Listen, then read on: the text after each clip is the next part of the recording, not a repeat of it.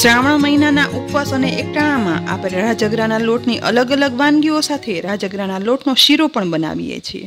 પણ ઘણાને લોટનો શીરો છે ને તે સ્ટીકી અને પચવામાં ભારે લાગે છે. તો કિચન સિરીઝમાં અત્યારે તડતડ ફૂટતા અવાજ સાથે તમે જે જોઈ રહ્યા છો ને તે એક અલગ જ રીતથી આપણે આખા રાજગરાને ફોડી તેની ધાણીનો શીરો બનાવશું, જે ઉપવાસ એકટાણામાં ગમે ત્યારે ખાઈ શકાય છે.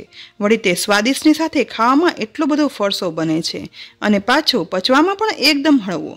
આખા રાજગરાની ધાણીનો શીરો બનાવવા માટે અહીં મેં અડધો કપ આખો રાજગરો લીધો છે. આખા રાજગરાના આવા રાઈ જેવા ગોલ્ડન કલરના દાણા હોય છે, જે ગ્રોસરી સ્ટોરમાં સરળતાથી મળી જાય છે. આખા રાજગરાનો શીરો બનાવવા માટે પહેલાં રાજગરાને ફોડી અને ધાણી બનાવી જોશે. તેના માટે ગેસ ઓન કરી અને હાઈ ફ્લેમ પર એક પોળું વાસણ રાખી દઈશું. અહીં મેં મોટી કઢાઈ લીધી છે, જે એકદમ જાડા તળિયાવાળી છે. આ કઢાઈ એકદમ સરસ ગરમ થવી ખૂબ જરૂરી છે. કઢાઈ ગરમ થઈ ગઈ છે તો ગેસની ફ્લેમ હાઈ જ રાખતા હવે અડધા કપમાંથી માત્ર થોડો એવો રાજગરો ગરમ કઢાઈમાં ઉમેરશું. કઢાઈમાં ઉમેરતા જ રાજગરો તુરંત જ ફૂટવા લાગશે. તો આ રીતે કપડા વડે ફૂટતા રાજગરા ઉપર આ રીતે પ્રેસ કરશું, જેથી રાજગરાનો દાણો દાણો ફૂટી જાય અને રાજગરાની ધાણી બની અને તૈયાર થઈ જશે.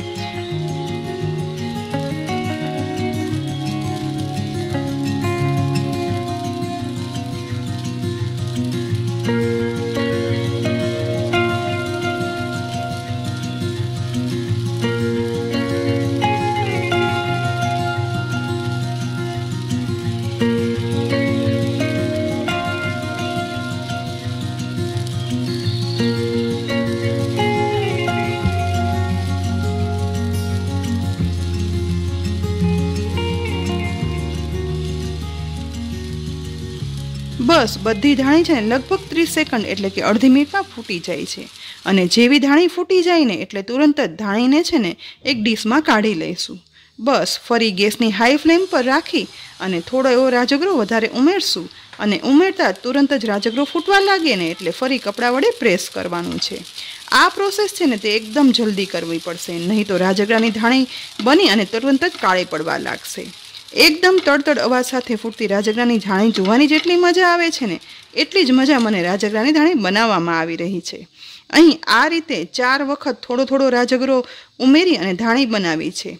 આટલી બધી ધાણી ફોડતા મને માત્ર અડધા કપમાંથી અડધો એટલે કે 1/4 કપ રાજગરો જ ઉપયોગમાં લીધો છે. બાકીનો રાજગરો આપણે ઉપયોગમાં નહીં લઈએ. હવે આ રાજગરાની ધાણી પ્રમાણે આપણે શીરાનું માપ સેટ કરશું. તો 1 બાઉલ રાજગરાની ધાણી સામે એવો જ 1 બાઉલ પાણી લઈશું અને જે બાઉલ ધાણી લીધી હતી ને તે જ 1/4 બાઉલ ઘી લઈશું, જે અંદાજે 4 ટેબલસ્પૂન જેટલું છે. હવે જેટલું ઘી છે ને એટલી જ ખાંડ એટલે કે 4 ટેબલસ્પૂન ખાંડ લઈશું, જે રાજગરાને ધાણીની ચોથા ભાગની છે. હવે બનાવવાની શરૂઆત આપણે ગેસની લો ફ્લેમ પર એક કઢાઈ રાખી દઈશું. ગરમ થતી કઢાઈમાં 1/4 બાઉલ ઘી ઉમેરશું. ગરમ થતાં ઘીમાં ફોડેલી રાજગરાની ધાણી ઉમેરી દેવાની છે. હવે ધાણીને આ રીતે ઘીમાં મિક્સ કરી અને શેકવાની છે.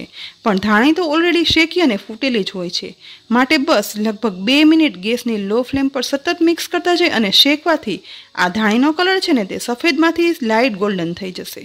બસ માત્ર સહેજ એવો જ કલર ચેન્જ થાય ને એટલે તુરંત જ તેમાં માપ પ્રમાણે 1 બાઉલ પાણી ઉમેરી દેવાનું છે. પાણી ઉમેરી અને તુરંત જ ધાણીના સાથે મિક્સ કરી દઈશું, જેથી રાજગરાની ધાણી છે ને તે પાણી એબ્ઝોર્બ કરવાનું શરૂ કરશે. આ સમયે સાથે સાથે તેમાં માપ પ્રમાણે 1/4 બાઉલ ખાંડ પણ ઉમેરી દઈશું. ખાંડને પણ પાણી સાથે ઉમેરી મિક્સ કરશું, જેથી પાણી સાથે ખાંડ ઓગળી અને રાજગરાની ધાણી સાથે મિક્સ થવા લાગે. આ સમયે ગેસની ફ્લેમ છે ને તે હવે લોમાંથી મીડિયમ કરી દેવાની છે, જેથી પાણી તુરંત જ બળવા લાગે. લગભગ 2 મિનિટ સતત મિક્સ કર્યા પછી આ રીતે રાજગરાની ધાણીમાં પાણીનું પ્રમાણ છે ને તે ઓછું થવા લાગશે. કિનારીથી બબલ્સ થવાની શરૂઆત થશે, એટલે કે પાણીનો ભાગ બળી અને શીરામાંથી ઘી ફૂટવાની શરૂઆત થઈ ગઈ છે. અને રાજગરો ફોડી તેની ધાણીમાંથી આ રીતે શીરો બનાવ્યો ને તે આખી પ્રોસેસ લગભગ 7 થી 8 મિનિટનો સમય લાગ્યો છે. એટલે કે આ શીરો બનાવવામાં સમયમાં પણ એકદમ ઓછો લાગે છે. હવે જુઓ, આ રીતે સાઈડ સહિત આખા શીરામાંથી વચ્ચે પણ બબલ્સ દેખાવા લાગ્યા છે, એટલે કે શીરામાંથી બધું ઘી ફૂટી અને ઉપર આવી ગયું છે અને શીરામાં બધું પાણી છે ને તે બળી ગયું છે.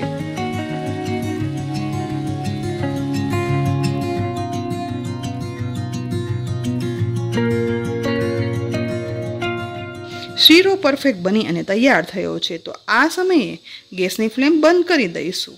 એકદમ ફરસો અને ગોલ્ડન બ્રાઉન કલર સાથે રાજગરાની ધાણીનો શીરોમાં જુઓ બધું ઘી અલગ થઈ ગયું છે, જે શીરામાં અલગથી જોઈ પણ શકાય છે.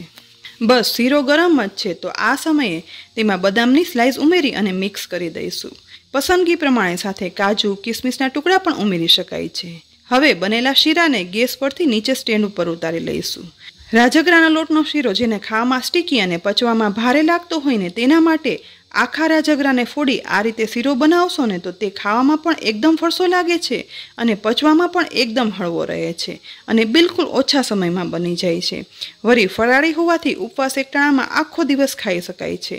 તો ફ્રેન્ડ્સ, આ ખૂબ જ અલગ રીતથી આખા રાજગરાની ધાણીના શીરાની આ રેસીપી તમને કેવી લાગી? જો રેસીપી ખરેખર ગમી હોય ને તો લાઇક કરી અને શેર કરજો. સાથે જ અમારી યુટ્યુબ ચેનલને સબસ્ક્રાઈબ કરી બાજુમાં આપેલ બેલ આઇકન પ્રેસ કરી દેજો અને અમારા ફેસબુક પેજને લાઇક કરી અને ફોલો કરજો, જેથી આવી દરરોજ મુકાતી ઉપયોગી રેસીપીના અપડેટ્સ તમને તુરંત જ મળી જાય. ફરી મળશું ઉપયોગી રેસીપી સાથે. ત્યાં સુધી આવજો.